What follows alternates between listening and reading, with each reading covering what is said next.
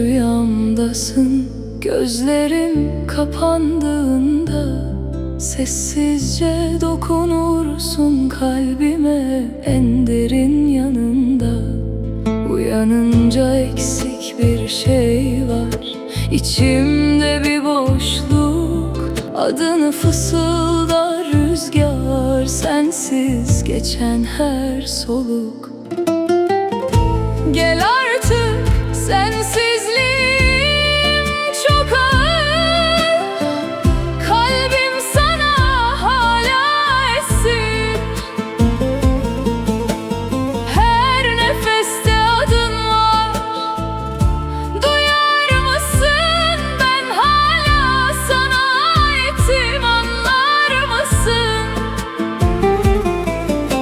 Sen rüyamda, hayalimde, her anımda gizlisin. Bir tek senle tamamım ben.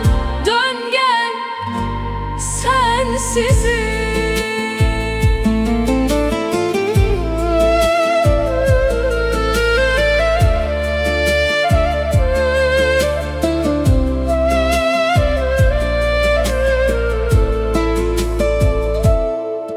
Gündüz hayalim olursun, dalar giderim sana. Kalabalıklar içinde bile yalnızım aslında. Bir bakışın yeterdi, dünyam değişirdi. Sen yokken renkler bile soluk, hayat eksilirdi.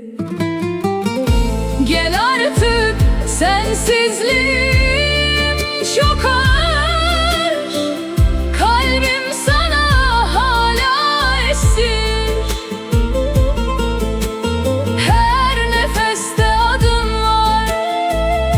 Duyar mısın, ben hala sana aitim, anlar mısın? Sen rüyamda, hayalimde, her anımda gizlisin. Bir tek senle tamamım ben. Dön gel, sensizim. Yemeğimin tadı yok, sensiz her şey yarım. Tuz gibi eksiksin, içimde yanar yarım.